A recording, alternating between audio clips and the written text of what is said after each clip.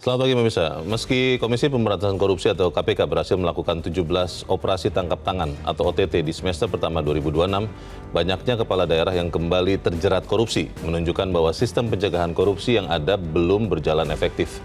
Instrumen pencegahan selama ini dinilai masih berfokus pada kepatuhan administratif, belum menyentuh akar masalah. Pemirsa, inilah editorial Media Indonesia di seri ini Senin 27 Juli 2026 dengan tema Pertajam Pencegahan Korupsi. Bersama saya, Leonard Samosir.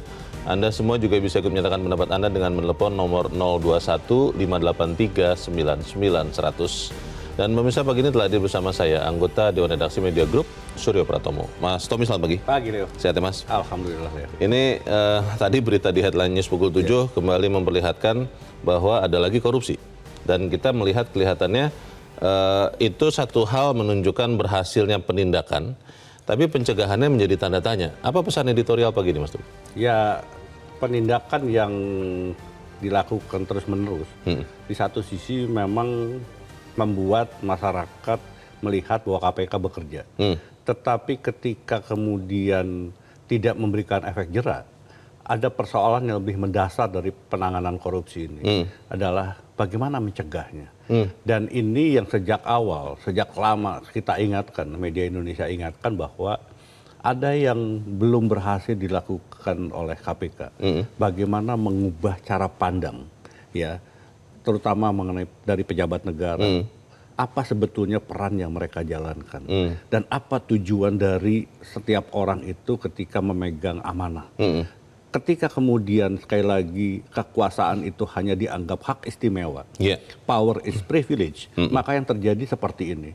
Dan kalau kemudian kita tidak pernah bisa membenahi dasar dari bagaimana prinsip kehidupan sebetulnya yang ke depan ini, value, ya, nilai-nilai kehidupan yang sebetulnya harus kita pegang dan kita jalankan, maka kita hanya melihat penindakan ke penindakan, tetapi kemudian kita tidak pernah bisa menyelesaikan akar persoalan dari korupsi itu. Karena itu pencegahan menjadi sesuatu yang harus kita pikirkan bersama. Bagaimana sebetulnya, jangan sampai misalnya Leo, ada seorang koruptor menjalani hukuman, pulang ke daerahnya disambut seperti pahlawan. Ini kan sebuah ironi. Di mana sebetulnya nilai, kembali lagi ini persoalan nilai. Betul. Di mana sebetulnya nilai dari Indonesia ini sebetulnya, ya, kalau value base ini ya kemudian kita tinggalkan untuk tujuan pragmatisme misalnya, maka ini kita tiap hari hanya kita dipertontonkan dan masyarakat dunia hanya melihat bahwa perilaku pejabat Indonesia itu hanya korupsi dan korupsi. Sekali lagi, Presiden berulang kali ya kan menegaskan sikapnya yang anti korupsi dan kemarahan beliau ya kepada para koruptor ini. Tetapi kemudian sekali lagi yang terjadi setiap hari adalah seperti yang kita lihat ini. Tiap hari adalah pengumuman penangkapan satu ke tempat penangkapan yang lain. Kita akan bahas bagaimana kita mempertajam pencegahan itu. Mas Tommy dan pemirsa, nilai editorial Media Indonesia untuk hari ini Senin 27 Juli 2026, Pertajam Pencegahan Korupsi.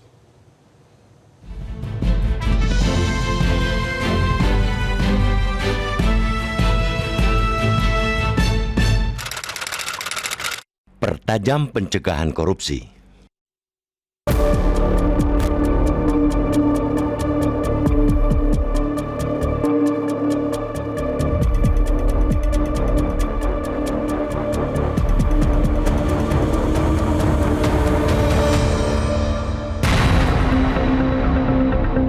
Operasi tangkap tangan OTT yang dilakukan Komisi Pemberantasan Korupsi KPK sepanjang semester pertama 2026 layak diapresiasi.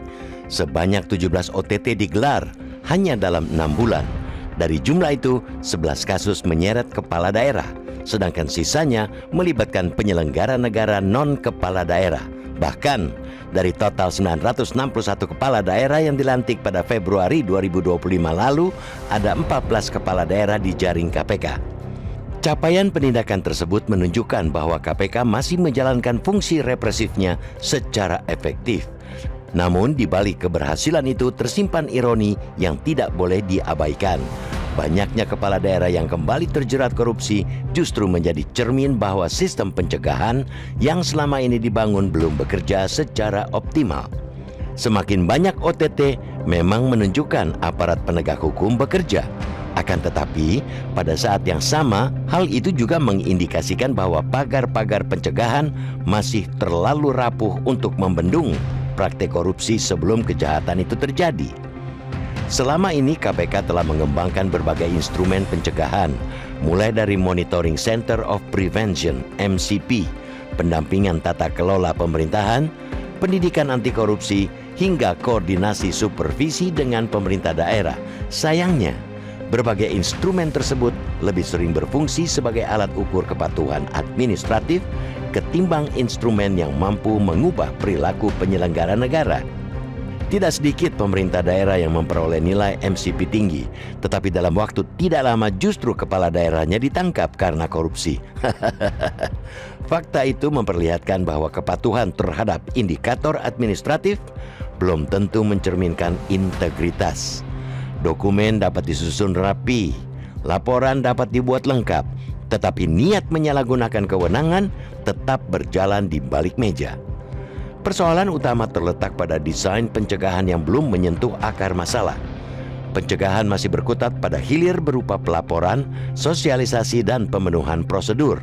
Padahal, korupsi lahir dari persoalan yang jauh lebih kompleks, mulai dari mahalnya biaya politik, praktik jual beli jabatan, konflik kepentingan, hingga lemahnya pengawasan internal. KPK juga belum memiliki sistem peringatan dini yang benar-benar responsif. Di era digital, semestinya transaksi keuangan pemerintah, pengadaan barang dan jasa, maupun perubahan anggaran dapat dipantau secara real-time melalui kecerdasan buatan dan analisis data.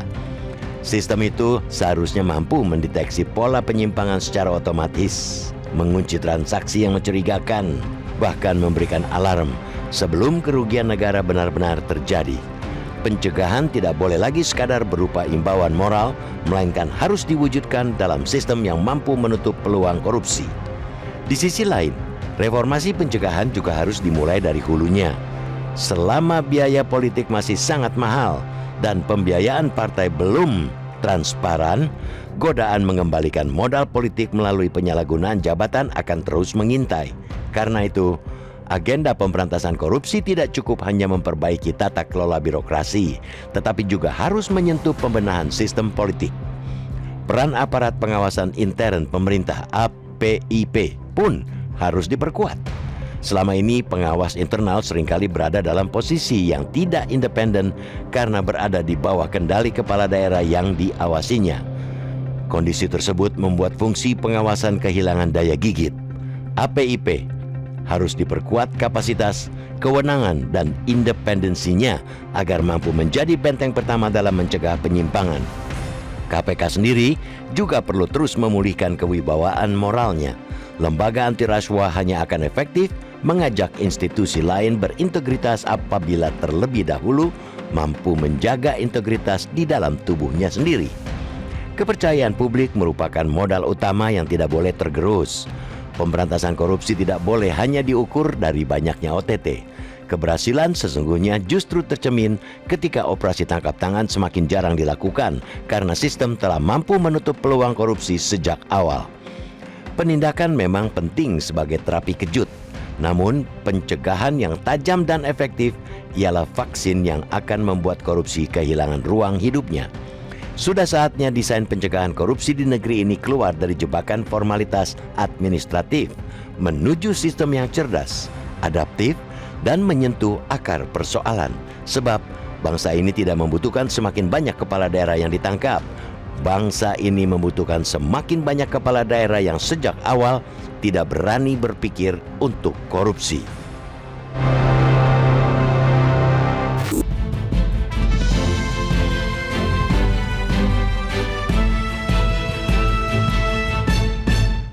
Di bagian berikut Anda bisa mintakan pendapat Anda, pemirsa. Untuk saat ini tetaplah bersama kami.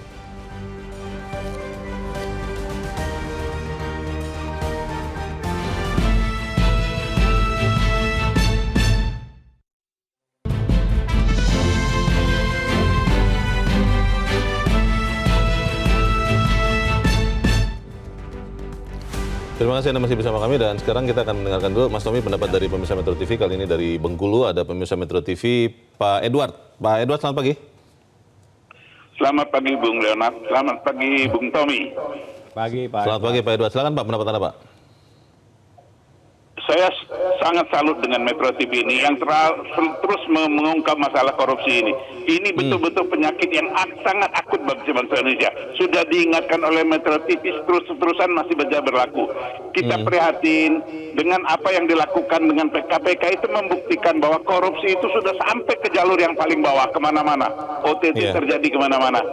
Kita berharap seperti yang disampaikan dengan topik hari ini, pencegahannya yang penting. Kalau penindakan berarti kan sudah terjadi, uang negara sudah dikeluar, negara sudah dirugikan.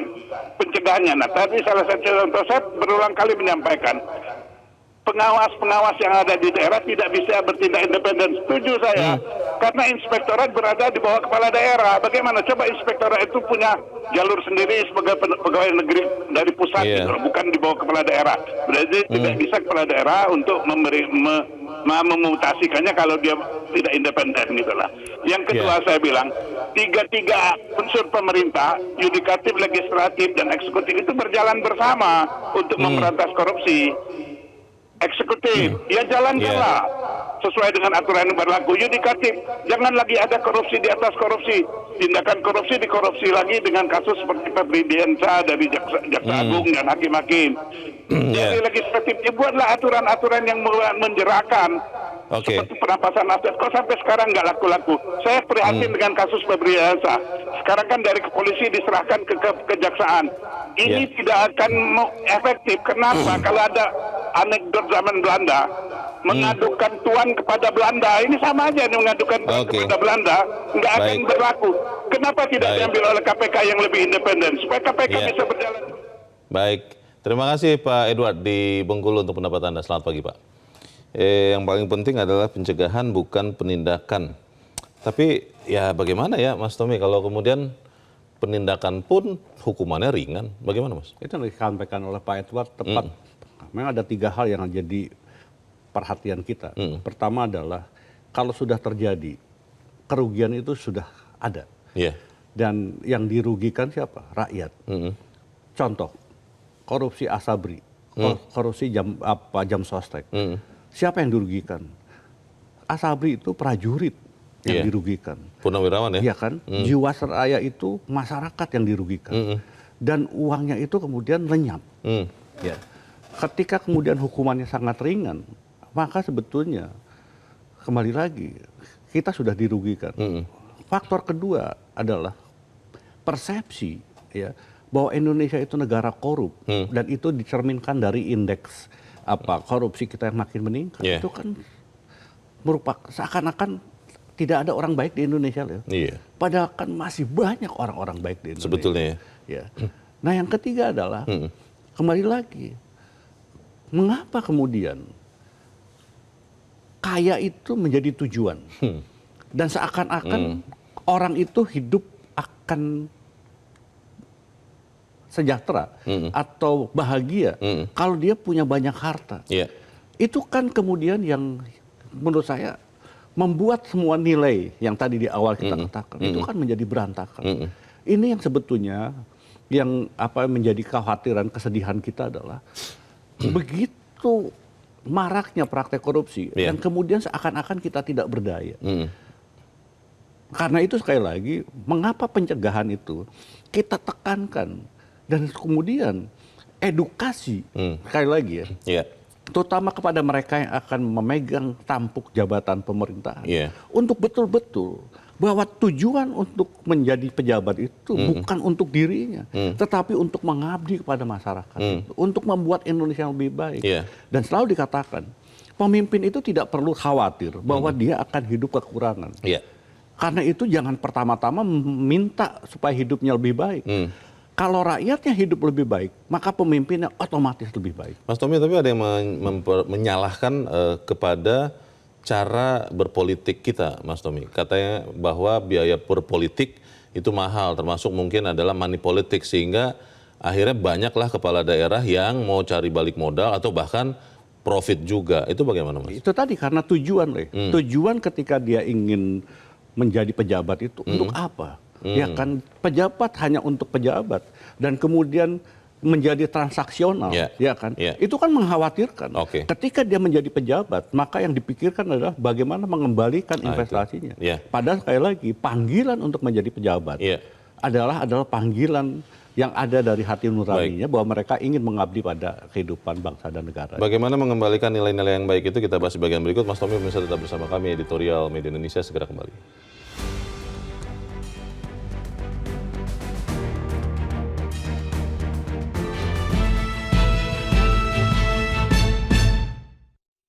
Jelajahi cara baru mendapatkan informasi. Download Metro TV Extend sekarang.